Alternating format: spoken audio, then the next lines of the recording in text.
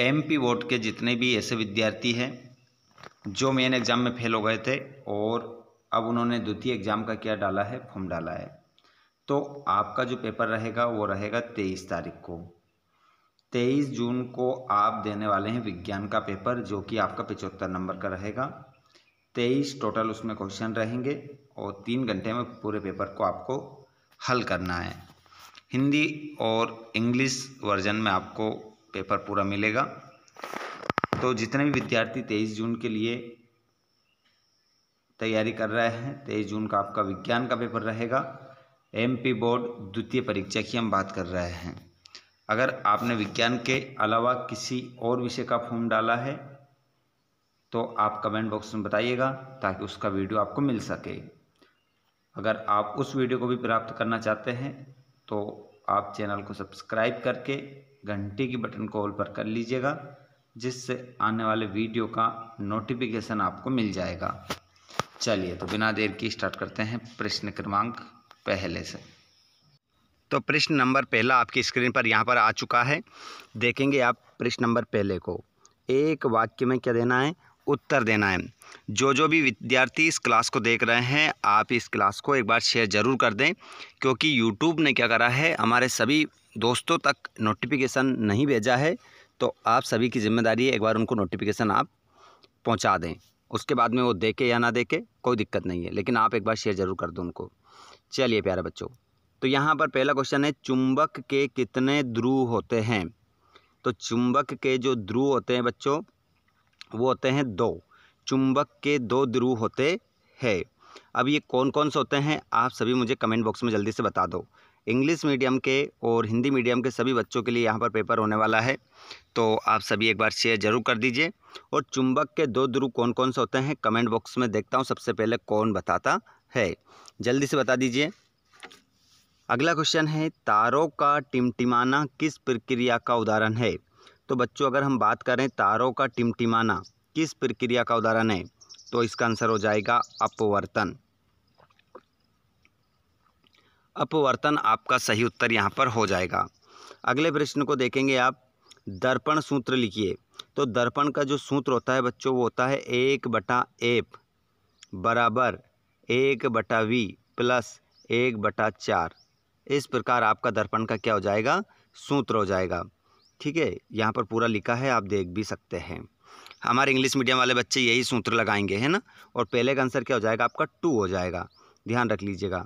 और लेंस की क्षमता का एसआई मात्रक लिखिए। तो एस की क्षमता का एसआई मात्रक की यदि हम बात करें तो आपका आंसर हो जाएगा डायऑप्टर। तो इंग्लिश मीडियम में भी आपका आंसर क्या होगा, डायऑप्टर ही आपका राइट आंसर होगा। अगला क्वेश्चन है, मनुष्य के वृक्क किस तंत्र के भाग हैं? तो मनुष्य के जो वृक्क होते हैं वो किस तंत्र के भाग होते हैं, उत्सर्जन। उत्सर्जन आपका क्या होगा, आंसर हो जाएगा। उसके बाद हम देखते हैं, जिस अभिक्रिया में अपचयन तथा उपचयन दोनों अभिक्रिया होती है, उस अभिक्रिया का नाम लिखिए। तो इस अभिक्रिया का नाम होता है, देखिए अपचयन और उपचयन दोनों अभिक्रिया होती है, तो उस अभिक्रिया को हम क्या कहते हैं, तो रेडॉक्स आपका आंसर हो जाएगा। रेडॉक्स आप करेक्ट आंसर अपना लगाएंगे। चलिए आगे हम बढ़ते हैं। इंग्लिश मीडियम वाले बच्चे अपना सेम आंसर लगाएंगे। ठीक है, कुछ शब्दों को इंग्लिश में कुछ अलग बोला जाता है, तो यहाँ पर आपके सभी क्वेश्चन हैं, आप इनको अच्छे से रीड कर लीजिए। उसके बाद में हम देखेंगे प्रश्न क्रमांक, हमारा सही विकल्प चुनकर लिखना है। तो प्रश्न नंबर दूसरे का पहला, लोहे में जंग लगना एक उदाहरण है। तो लोहे में जंग लगना एक किसका उदाहरण है, ये आपको बताना है। तो लोहे में जंग लगना जो उदाहरण है वो एक अभिक्रिया है जिसका नाम है उपचयन। उपचयन अभिक्रिया का उदाहरण है। अगला क्वेश्चन, एक धातु जो चाकू से आसानी से काटी जा सकती है। तो एक जो ऐसी धातु है जिसको चाकू से हम क्या कर सकते हैं, आसानी से काट सकते हैं, तो उसका आंसर आपका हो जाएगा सोडियम। सोडियम आपका आंसर हो जाएगा। अगला क्वेश्चन, एक स्वस्थ मनुष्य के लिए स्पष्ट दृष्टि की न्यूनतम दूरी है। एक मतलब स्वस्थ अगर मनुष्य है तो कितनी दूरी को स्पष्ट कम से कम देख सकता है, तो इसका आंसर आपका करेक्ट हो जाएगा 25 सेंटीमीटर।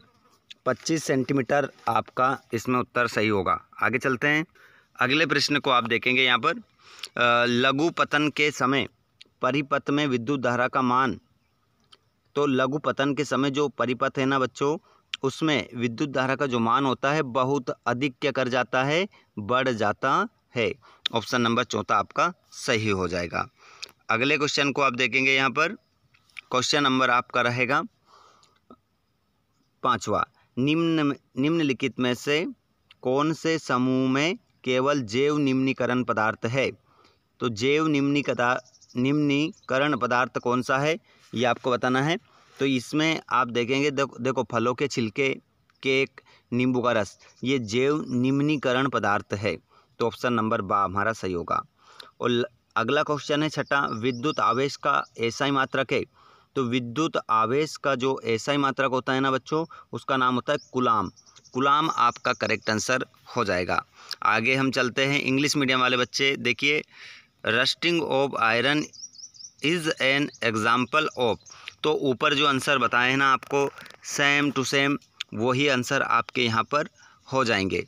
ठीक है, सेम टू सेम वही आंसर होंगे। जैसे इसमें ऑक्सीडेशन हो जाएगा, इसमें सोडियम हो जाएगा, इसमें 25 सेंटीमीटर हो जाएगा। तो इसी प्रकार ऊपर जो आंसर बताए ना, सेम वही आपका आंसर हो जाएगा। ठीक है, तो आप अच्छे से इसको लगा लीजिएगा। इसमें फ्रूट, पील, केक। चलिए अगले क्वेश्चन को हम देखते हैं यहाँ पर। तो प्रश्न नंबर आपका रहेगा, रिक्त स्थान भरिए। रिक्त स्थान की पूर्ति करना है बच्चों। तो रिक्त स्थान की पूर्ति आप करेंगे यहाँ पर। जिन अभिक्रियाओं में उत्पाद के निर्माण के साथ साथ ऊष्मा भी उत्पन्न होती है, उन्हें रासायनिक अभिक्रिया कहते हैं। तो उन्हें कौन सी रासायनिक अभिक्रिया कहते हैं? तो आंसर हो जाएगा ऊष्माक्षेपी। ऊष्माक्षेपी रासायनिक अभिक्रिया उसे कहते हैं। तो यहाँ पर आगे हम चलते हैं। व्यंजक चूर्ण का रासायनिक सूत्र होता है। तो व्यंजक चूर्ण का रासायनिक सूत्र होता है, तो यहाँ पर हो जाएगा CaOCl2। ये व्यंजक चूर्ण का क्या होता है? सूत्र होता है। आगे हम चलते हैं। क्वेश्चन नंबर 3, शुद्ध सोना कैरेट का होता है। जो शुद्ध सोना होता है बच्चों, कितने कैरेट का होता है? तो सोना होता है वो 24 कैरेट का होता है, ध्यान रखिएगा, शुद्ध सोना। आगे हम बात करते हैं, वे सभी पराक्रम जो सम्मिलित रूप से अनुरक्षण का कार्य करते हैं कहलाते हैं। तो उसे हम कहते हैं बच्चों जैव पराक्रम। जैव पराक्रम उसे हम कहते हैं। अगला क्वेश्चन है, प्रतिबिंब की ऊंचाई और बिंब की ऊंचाई का अनुपात कहलाता है। तो देखिए, अगर प्रतिबिंब की ऊंचाई और बिंब की ऊंचाई का जो अनुपात होता है ना, उसे हम कहते हैं आवर्धन। आवर्धन उसे कहा जाता है, लिख लीजिएगा अच्छे से। और सभी हरे पौधे जिनमें प्रकाश संश्लेषण की क्षमता होती है वो कहलाते हैं। तो खालिस्तान में आ जाएगा स्वपोषी या प्रकाश संश्लेषी, दोनों में से एक लिख सकते हैं। स्वपोषी कह सकते हैं या फिर प्रकाश संश्लेषी हम कह सकते हैं। चलिए आगे की ओर बढ़ जाते हैं हम अगले क्वेश्चन की ओर। हमारे इंग्लिश मीडियम वाले बच्चे अपने फिल इन द ब्लैंक्स देख लेंगे। अगर इसके आंसर आपको चाहिए तो आपको छोटा सा काम करना पड़ेगा। हमने एक व्हाट्सएप ग्रुप बना रखा है, एक व्हाट्सएप ग्रुप बना रखा है जिसमें आप क्या करेंगे, ऐड हो जाइए। डिस्क्रिप्शन में लिंक दे रखी है, वहाँ पर ऐड हो जाइए ताकि आपको वहाँ पर क्या किया जा सके, आंसर प्रोवाइड करवा जा सके इंग्लिश मीडियम वाले। ठीक है, ट्रू फॉल्स में कोई दिक्कत नहीं है। अगर हिंदी मीडियम में हमने ट्रू बताया तो आपका, हिंदी मीडियम में यदि हमने सत्य बताया तो आपका भी ट्रू हो जाएगा, है ना। तो आपको ट्रू फॉल्स में कोई दिक्कत नहीं आएगी, आप चिंता ना करें। एक तो फिल इन द ब्लैंक्स और वन वर्ड में आपको दिक्कत आएगी, बहुत सारे तो बता देंगे आपको। हीरा सर्वाधिक कठोर पदार्थ है। हीरा सर्वाधिक कठोर पदार्थ है, तो इसका आंसर क्या हो जाएगा आपका? सत्य हो जाएगा। और नीचे हमारे इंग्लिश मीडियम वाले बच्चे देखेंगे, diamond is the hardest substance. तो इसमें भी आपका क्या हो जाएगा? ट्रू हो जाएगा। ठीक है, ट्रू आप इसमें लिखेंगे। चलिए अगले क्वेश्चन को देखते हैं। स्त्रियों में XY गुणसूत्र होते हैं?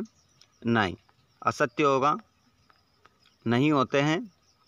अगला क्वेश्चन, मस्तिष्क को 2 भागों में विभाजित किया गया। तो ये भी क्या हो जाएगा? असत्य होगा, क्योंकि मस्तिष्क को 3 भागों में विभाजित किया गया।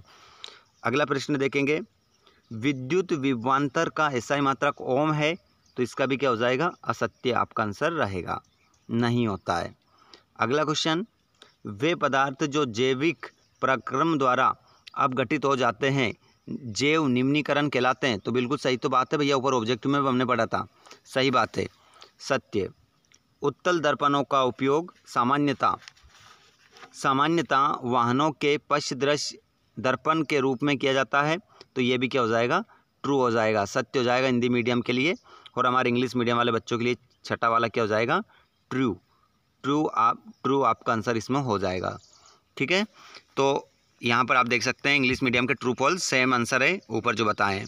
यहाँ पर जोड़ी भी आपकी सेम रहेगी, है ना, इंग्लिश मीडियम और हिंदी मीडियम में ध्यान रखिएगा, दोनों को एक साथ बता रहा हूँ। यहाँ पर जैसे कि आप यहाँ पर देख रहे हैं हेक्सेन को मिलाएंगे आप C6H14। तो हेक्सेन को आप किससे मिलाएंगे, C6H14 इंग्लिश मीडियम वाले। अगला है खट्टा दूध दही, तो इसको आप मिलाएंगे लैक्टिक अम्ल। तो यहाँ पर आप देख सकते हैं सोर मिल्क कर्ड, तो इसमें लैक्टिक एसिड से आप मिला लेंगे। अगला है गाइटर, तो गाइटर को आप मिलाएंगे आयोडीन की कमी, तो गाइटर को आप मिलाएंगे यहाँ पर डिफिशेंसी ऑफ आयोडीन। आगे देख सकते हैं यहाँ पर प्लाज्मोडियम, तो इसको आप मिलाएंगे बहुविखंडन, और यहाँ पर प्लाज्मोडियम को आप मिलाएंगे मल्टीपल फैशन। और यहाँ पर आप लिंग गुण सूत्र को आप मिलाएंगे एक युग्म या एक जोड़ी, तो सेक्स क्रोमोसोम्स इसको आप मिलाएंगे 1 पेयर। आगे देख सकते हैं आप मानव नेत्र, तो इसको रेटिना से आप मिलाओगे। यहाँ पर ह्यूमन आई, तो इसको रेटिना से आप मिलाओगे। ठीक है, जोड़ी ऐसे ही सेम मिलाना है आपको। आगे देखेंगे आप अगले क्वेश्चन को। क्वेश्चन है आपका अगला छठा वाला। ठीक है, तो ये 5 क्वेश्चन हमारे 30 ऑब्जेक्टिव में हो चुके हैं कंप्लीट। अब यहाँ पर क्या करेंगे आप सभी, छठा वाला प्रश्न देखेंगे।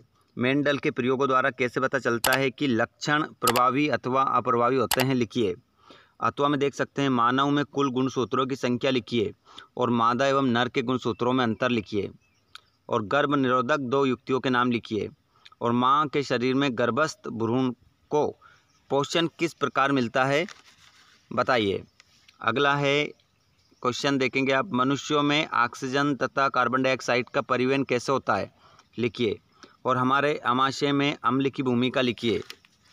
आगे आप देख सकते हैं यहाँ पर क्वेश्चन 9, घरेलू विद्युत परिपथों में अतिभारण से बचाव के लिए बरती जाने वाली सावधानी लिखिए, और किसी चुंबकीय क्षेत्र में स्थित धारावाही चालक पर आरोपित बल कब अधिकतम होता है, और विद्युत चुंबक को परिभाषित कीजिए, और चुंबकीय क्षेत्र रेखाओं को परिभाषित कीजिए।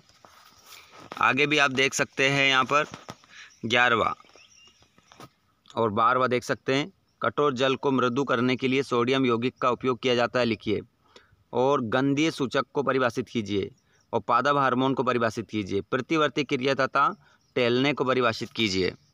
यहाँ पर ये क्वेश्चन है आपके सभी 2-2 नंबर के, और आगे हम 3-3 नंबर के क्वेश्चन भी देखने वाले हैं। इनको आपको फटाफट क्या करना है, लगाना है, और अगर इनमें से किसी भी प्रश्न का आंसर आपको चाहिए तो आप हमें कमेंट बॉक्स में भी बताएंगे, तो आंसर हम आपको तुरंत व्हाट्सएप ग्रुप पर सेंड करेंगे, तुरंत आप लिख लेना।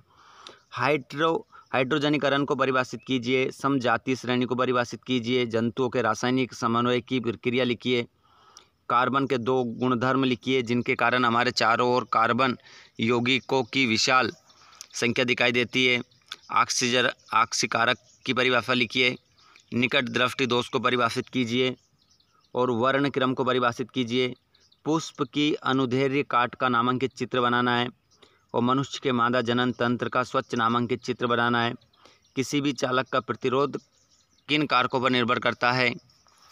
आगे देख सकते हैं, किसी विद्युत हीटर की डोरी क्यों उत्तप्त नहीं होती जबकि उसका तापमान अव्यय उत्तप्त हो जाता है, कारण लिखिए। आगे भी आप देख सकते हैं क्वेश्चन नंबर 19, 20।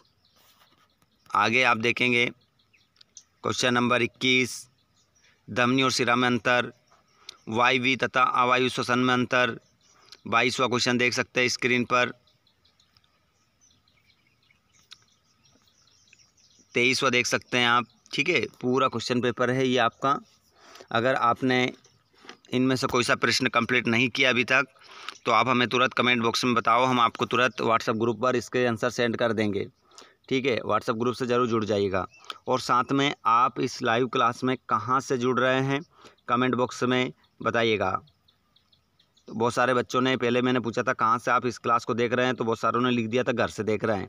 अरे भैया, घर से तो सभी देखते हैं, लेकिन कौन से स्थान से, है ना, ऐसा बताना था। तो बताइए, और चैनल को सब्सक्राइब नेक्स्ट वीडियो को पाने के लिए ज़रूर करिएगा। और आपको लगता है कि ये क्लास आपके दोस्तों के लिए भी महत्वपूर्ण हो सकती है, तो आप उनको भी शेयर कर सकते हैं। धन्यवाद आप सभी का बहुत बहुत। Thanks for watching. जय हिंद, वंदे मातरम।